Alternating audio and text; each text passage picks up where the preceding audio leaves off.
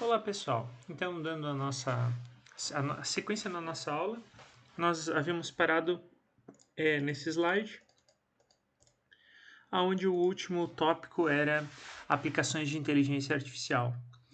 A inteligência artificial é algo que está em alta agora, né, no momento, assim como a automação esteve há, há um tempo atrás e a indústria 4.0 também está agora, ou seja, a inteligência artificial ela tem muito a ver com a indústria 4.0, né? Por quê? Porque é uma união de todas essas tecnologias, né? A indústria 4.0. A automação em conjunto com a inteligência artificial, ela pode ser considerada a indústria 4.0. Que seria o que seria isso, né?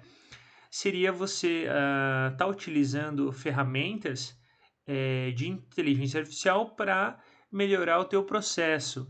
E a ideia da indústria 4.0 é exatamente essa, né?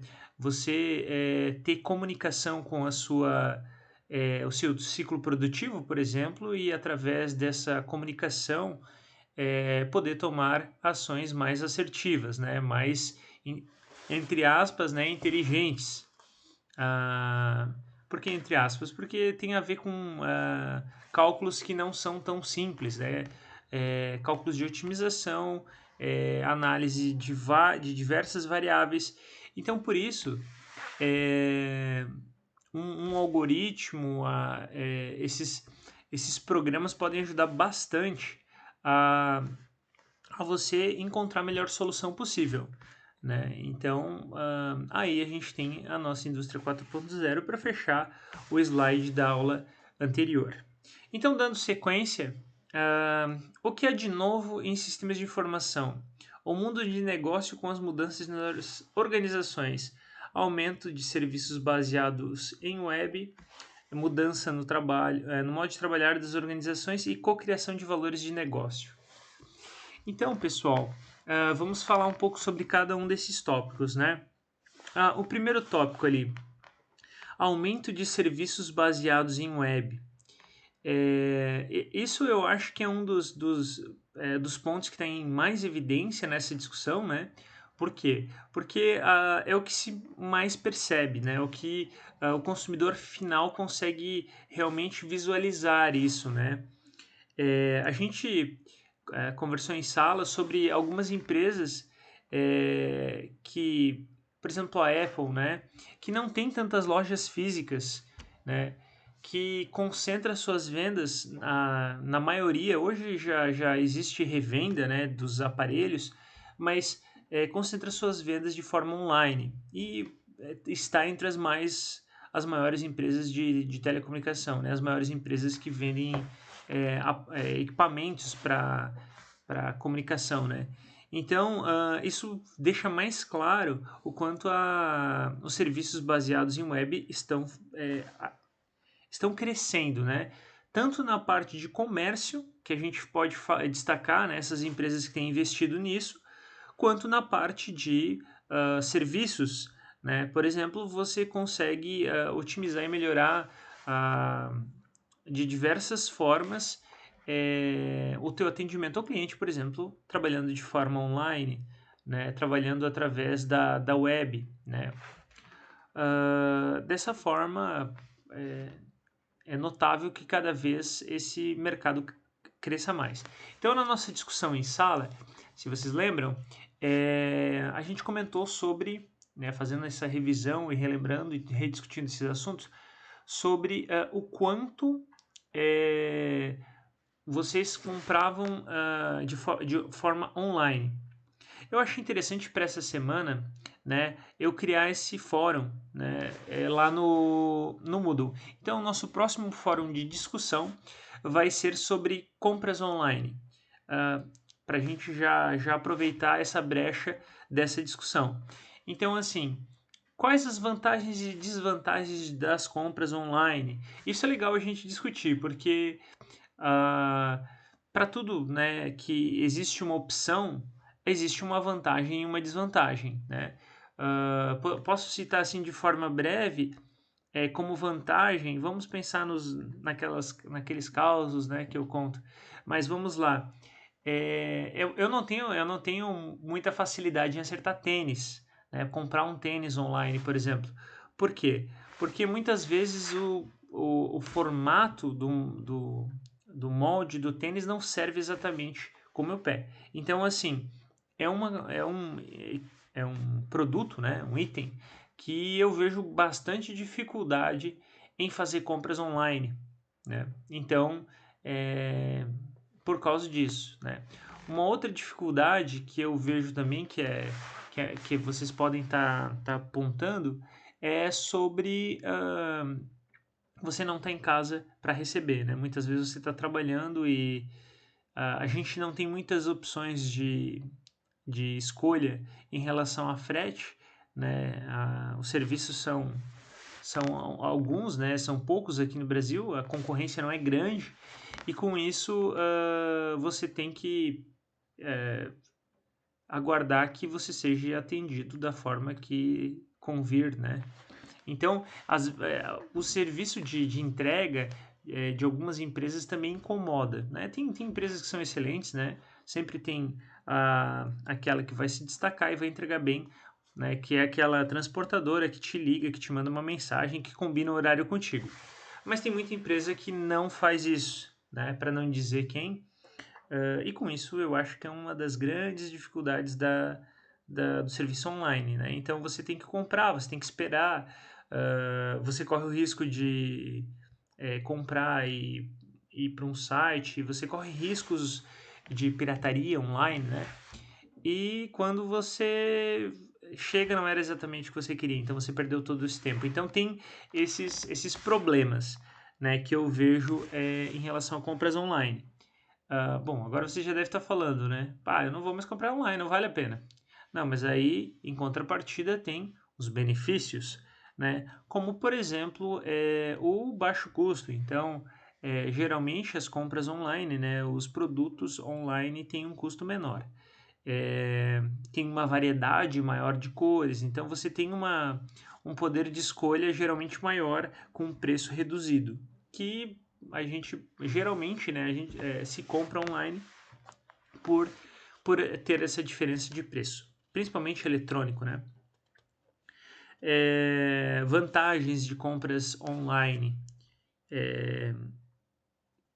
Bom, eu acho que essa, na minha opinião, essa é a maior vantagem. E você, pessoal, o que vocês acham de vantagem? Esse é um tópico difícil de apontar, né? O preço com certeza é uma das maiores vantagens, mas apontar mais vantagens eu já fico com um pouco de dificuldade. Bom, deixo na mão de vocês então para apontar vantagens e desvantagens dessas compras baseadas em web, né? Só para alimentar a nossa discussão sobre este assunto. Então, o nosso próximo tópico é mudanças no modo de trabalhar nas organizações.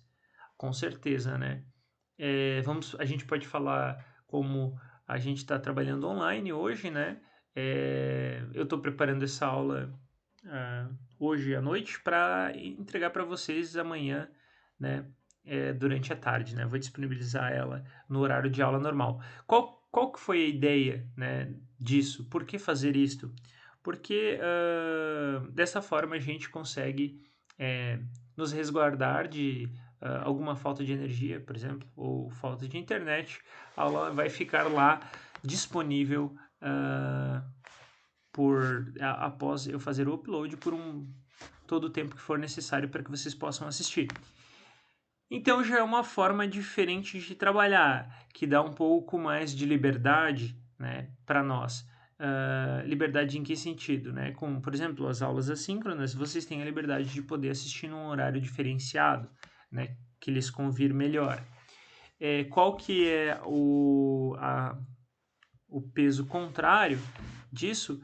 É que muitas vezes você acaba perdendo foco, você pode ter dificuldade em concentração e não estando, né, numa discussão cara a cara, né? Numa discussão que pode ser o cara a cara online, né?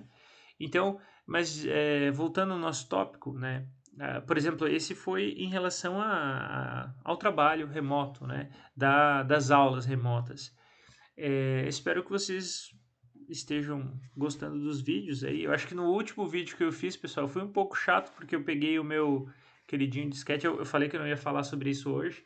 Então vamos dar sequência. Mudanças no modo de trabalhar nas organizações. Bom, a questão do atendimento ao cliente, eu acredito que é uma das grandes mudanças no modo de trabalhar, né?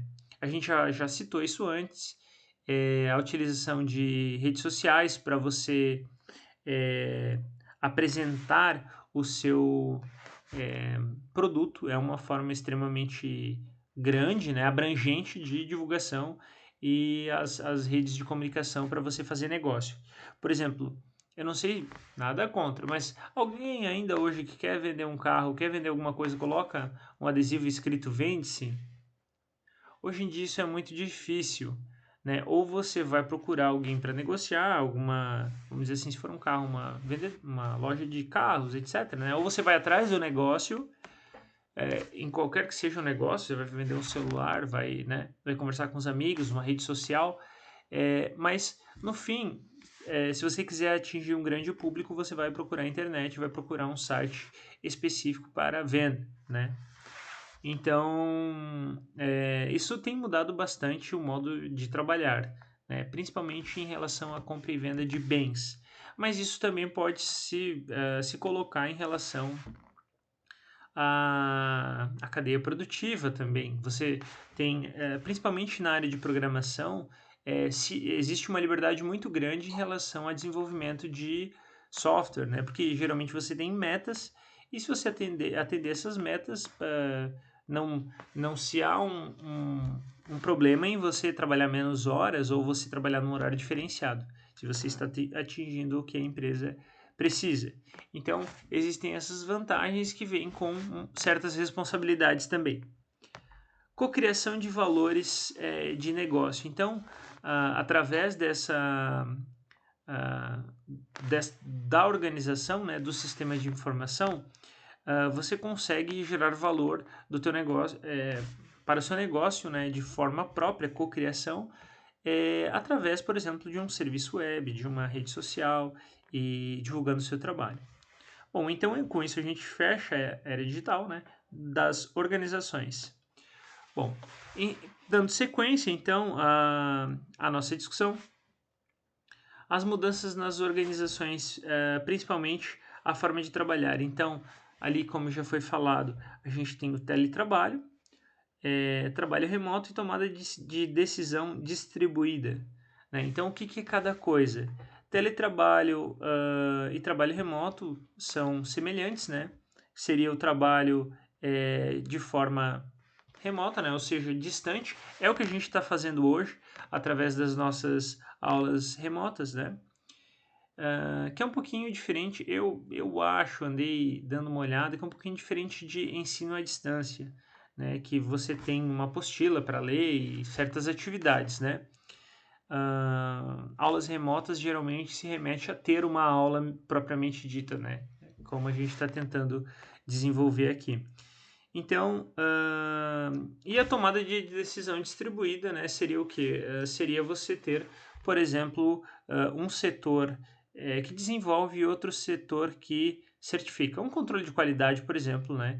Para você realmente certificar que antes de você colocar um projeto em produção, aquele produto está plenamente funcionando e não vai dar nenhum problema adiante, né? Terceirização de um trabalho, de um volume maior de trabalho. Esse é um ponto crucial em relação a essa discussão, né, de sistemas de informação e de mercado de trabalho, porque é uma questão que está em evidência, né? A terceirização. A gente tem vantagens e desvantagens na terceirização também, né? A grande vantagem que você tem na terceirização é que você consegue, por exemplo, utilizar, terceirizar o que não é de sua especialidade. Ou seja, você consegue, por exemplo, na sua empresa, focar em realmente o que você faz melhor, e terceirizar o que realmente não é o foco da produção. Por exemplo, né, se você tem uma demanda específica, essa é uma das vantagens da terceirização. Qual outra vantagem da terceirização é a sazonalidade de serviços, né? Então, se você tem uma demanda de serviços muito grande em uma certa época do ano, aí você tem essa questão da terceirização que você pode estar mantendo, né, as suas entregas normais e conseguindo agregar novos serviços sem estar fazendo grandes mudanças de pessoal. Então, essas são algumas das vantagens da terceirização. Para quem vai procurar empreender, né, a gente tem hoje a microempresa individual, que é um bom passo para início na carreira profissional, né? Você tem algumas certas restrições de faturamento, mas eu já tive microempresa individual para instalação elétrica e eu acho que é excelente, pessoal, essa iniciativa porque ela te coloca à prova em relação a você realmente querer empreender e ela te traz vários benefícios em relação à tributação e facilidades, né, para que você se desenvolva. Realmente, quando você precisar contratar funcionários, quando você precisar ter uma rotatividade maior de serviços ou produtos, a MEI já não vai servir, mas é um caminho interessante. E através da MEI você pode terceirizar serviços, né? Essa é a ideia. Geralmente é o que se faz para você tentar crescer no seu negócio.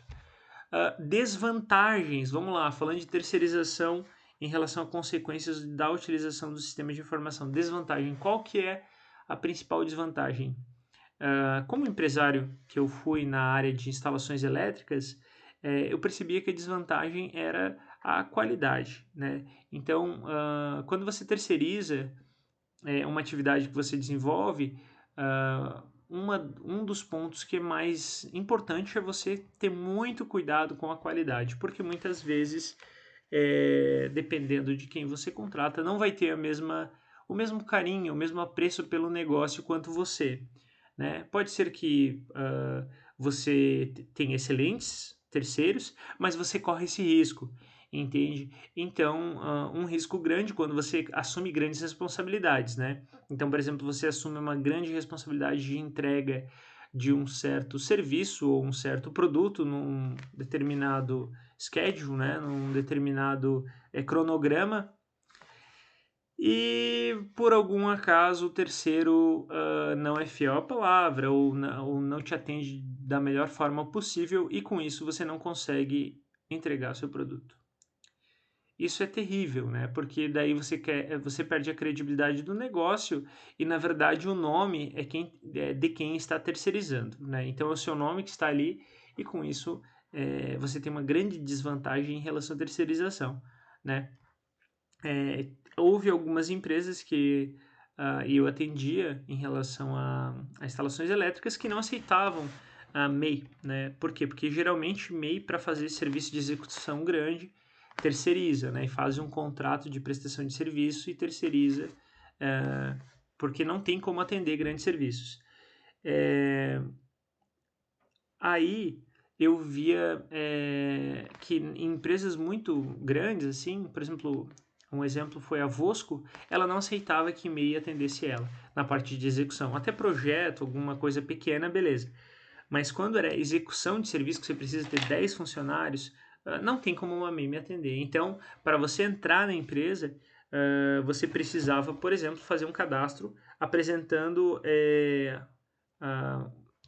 o contrato, né, social da tua empresa, apresentando o contrato de cada funcionário e todas as normas de segurança para que você pudesse, para que a empresa dissesse que você estava habilitado a concorrer em relação ao fornecimento desse serviço que você estava propondo. Então, dependendo da empresa, você vai ter essa dificuldade também em relação à terceirização. Terceirização. Eu falei sobre segurança, né?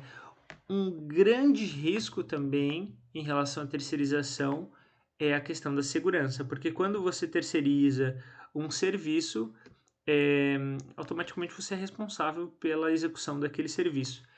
E eu vi muito funcionário desabilitado, né, realizando terceirização ou propondo a realização de terceirização em várias áreas. Ou seja, tem que tomar muito cuidado com isso também, né? A gente tem o qualificar. Pessoal, agora falando um pouco sobre responsabilidade, né, que é uma questão importante porque envolve segurança, a gente está falando de terceirização. Sabem o que significa, dentro da responsabilidade, habilitação e qualificação? Qualificação, pessoal, significa você ter estudado. Então, você estudou, fez uma engenharia, você tem uma qualificação, né? Você é engenheiro, você, né? O que é estar habilitado? Para estar habilitado, além de você estar qualificado, né? Você precisa também ter uma habilitação junto a um conselho, né? Que atesta que o que você no que você se qualificou está de acordo com o que precisa, né? Então, por exemplo, esse conselho vai dizer que um engenheiro civil não pode fazer uma instalação elétrica ou de alta tensão, por exemplo, né? Ou vice-versa. Então, habilitado é você ter a qualificação necessária para desenvolver o serviço com base no que você aprendeu e você realmente estar vinculado a um conselho que confirma que você tem essa capacidade de desenvolver esse serviço. Então, quando eu falei ali, só para contextualizar, né, o que é um profissional habilitado, não significa ser um profissional só qualificado, significa ser um profissional que está registrado para desenvolver certa tarefa, certo? Então vamos dar sequência, né, para não nos alongarmos demais. E então vamos lá. Essa impressão, essa slide está um pouco ruim porque é um scanner do livro do Loudon, né, que é excelente. Então tá, o que é de novo nos sistemas de informação em relação à tecnologia? Plataformas de computação em nuvem surge como uma das principais áreas de inovação empresarial. Um arranjo flexível de computadores na internet começa a desempenhar tarefas tradicionalmente realizadas por computadores empresariais. Duas coisas distintas que são muito importantes sobre esse conceito. Primeiro, o que é computador em nuvem, que a gente já falou. Lembrando que para computação em nuvem a gente precisa ter algum lugar para armazenamento, então isso vai ter um servidor em algum lugar que vai estar armazenando essa informação. E a questão de um arranjo flexível de computadores e internet começa a desempenhar tarefas tradicionalmente realizadas por computadores empresariais. O que seria essa ideia de computadores empresariais? É o seguinte, pessoal, você consegue terceirizar um processamento de informações, por exemplo, né? Você consegue criar um site e hospedar esse site. Por exemplo, você quer criar eu tinha isso no caso, uma ideia interessante, eu tinha o WebNode, né? Que é uma plataforma que você cria um site, você consegue comprar o seu... Agora esqueci o nome. Você consegue comprar o seu endereço, né? O seu endereço eletrônico lá, www.nomedaempresa.com.br. Então você compra, paga uma taxa e eles conseguem fazer o gerenciamento dos e-mails e você consegue utilizar Outlook, você consegue fazer toda a configuração necessária para que o seu cliente receba um e-mail com seu nome, né? O nome da sua empresa. Tipo, você vai dar mais credibilidade ao negócio se você... Vamos colocar aqui o nome da minha empresa Elétrica Stefenol, né? Que é meu sobrenome. Dá mais credibilidade no negócio. Claro que isso não é necessário, mas você mandar uma proposta com @electricastefenol.com.br, por exemplo. Eu acho, né? Talvez alguns discordem, mas eu acho que é legal isso. Só que eu desenvolver um site, criar uma plataforma para armazenar isso, para essa questão de gerenciamento de e-mails, tipo, tudo isso se torna muito simples se eu contratar um serviço que faça esse intermédio para mim, Então já existem plataformas prontas que criam sites, que gerenciam e-mails, e isso facilita muito. Isso seria o descartar os computadores empresariais. Então, o que é o computador empresarial? É uma máquina que tem alta performance, que tem alta conectividade, né? Que você vai precisar de profissionais habilitados para estar desenvolvendo. Geralmente, grandes empresas fazem isso, mas pequenas empresas, pequenos empresários, têm essa opção de utilizar esses serviços menores para estar atendendo seus clientes, né, da mesma forma. Então, essa é uma ideia interessante também para ser utilizada, né, que essa seria uma terceirização, né, da tecnologia da informação. Então, o crescimento do software como serviço, né? Cada vez mais a gente utiliza softwares como serviço, por exemplo, redes de conversa, etc., né? Em breve a gente vai fazer aulas online, então adiante eu pretendo fazer algumas para que a gente possa discutir alguns assuntos mais específicos e com isso a gente vai precisar fazer essa discussão através de um software, né? Então a gente tem algumas plataformas e a gente consegue utilizar uma ou outra de acordo com a preferência.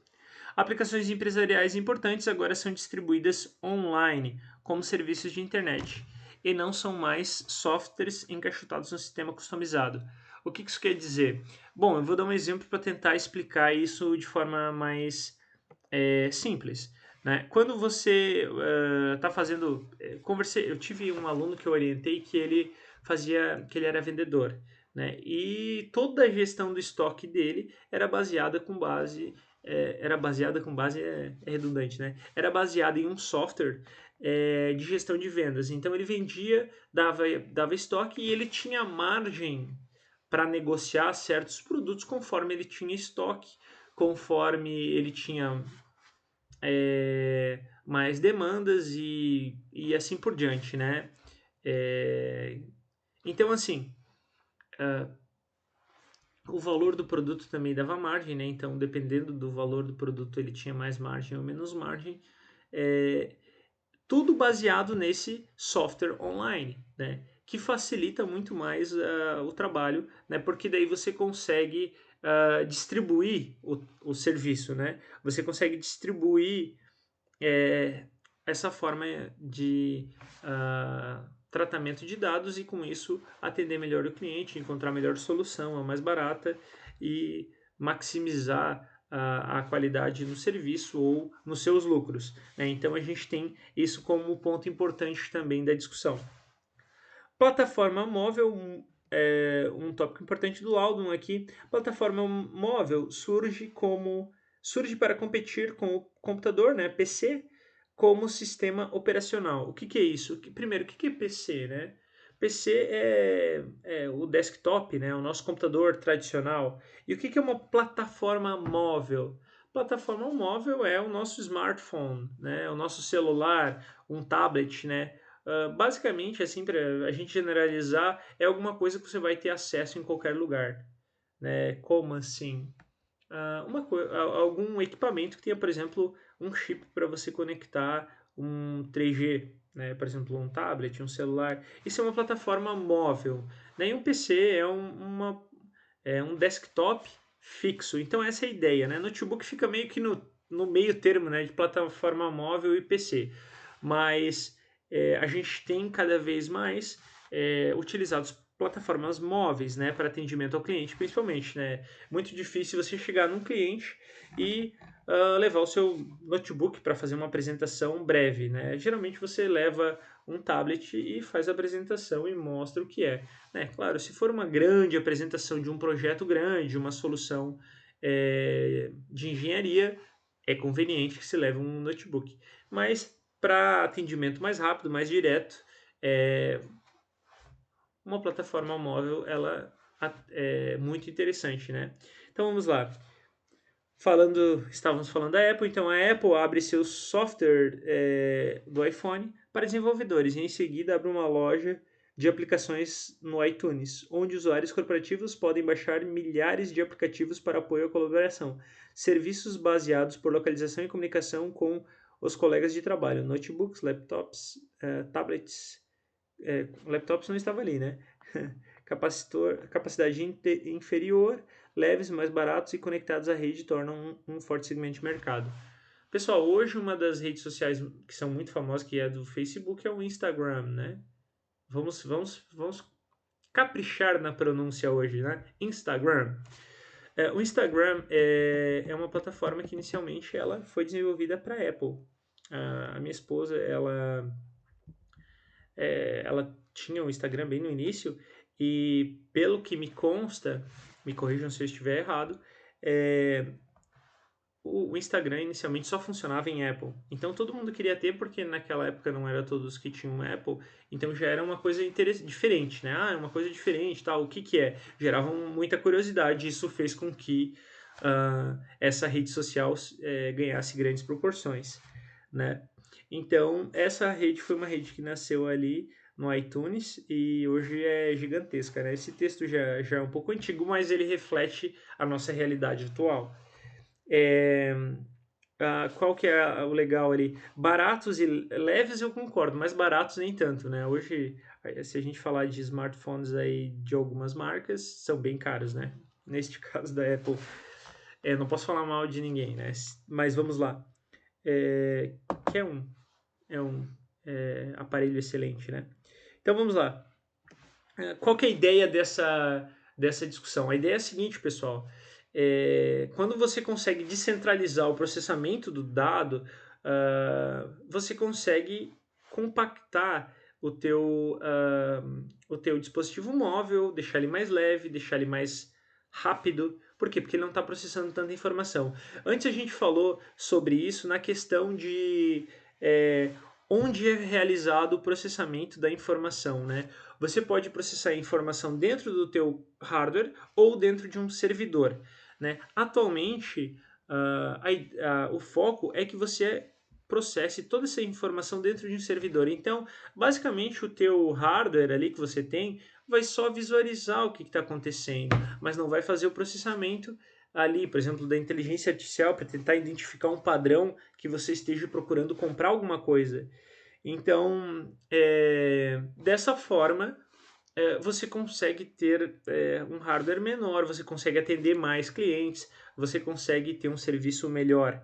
Né? Por quê? Porque você descentraliza o processamento da informação.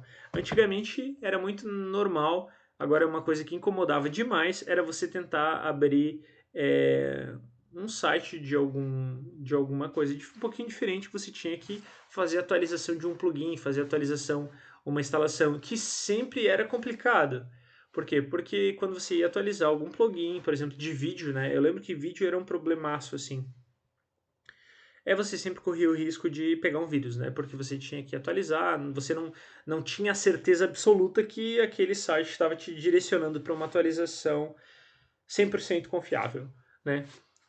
Hoje isso é bem mais raro, né? Você não precisa atualizar o teu navegador, né? Por quê? Porque essas informações ainda pode ser que precise, mas vai ser mais para uma apresentação visual. A informação mesmo, geralmente, ela está sendo processada fora do teu navegador. E com isso você consegue ampliar seus horizontes de forma estrondosa, porque daí você investe no teu hardware, no teu servidor e consegue atender os clientes com uma interatividade muito maior, porque toda a informação é processada lá. Então, essa é a ideia dessa discussão, dessa nova era digital, né, que é o nosso tópico de hoje. Então, eu fecho essa apresentação no slide 20, porque já chegamos ao nosso tempo proposto, né, para cada apresentação. Então, eu vou, vamos lá, vamos fazer o nosso fechamento. Então, pessoal, eu acho que essa foi legal. Eu falei de assuntos que eu considero bem interessantes. Espero que vocês gostem dessa apresentação. Foi mais legal do que a do disquete. Eu fiquei um pouco desconfortável no final de ter falado tanto dele, mas é um item importante que conta um pouco da história da evolução da tecnologia, né? Então, hoje eu procurei não falar muito da Apple para não ser muito tendencioso, né? Não falar muito das marcas, porque a Apple ela está em evidência, né? Em relação a investimento em tecnologia da informação. Mas a gente tem outras aí que têm investido muito e é isso, pessoal. Então, eu dou sequência no próximo vídeo e a gente já tem uma discussão no fórum que eu vou estar online para acompanhar o que vocês vão colocando. Então, assistam o vídeo quando vocês puderem. A discussão vai ficar lá durante toda a semana. Vou dar mais atenção agora no horário de aula, que é o horário que eu vou me dedicar exclusivamente a isso. Aí, no decorrer da semana, eu vou respondendo aos poucos, né, conforme os comentários vão se acumulando lá e eu vou me organizando em relação às outras disciplinas. Tá certo, então? Obrigado e como já tá virando uma mensagem, vocês devem saber, né? Aquelas mensagens que eu sempre falo, né? Então, tá certo. Boa semana. Obrigado, pessoal. E tchau, tchau.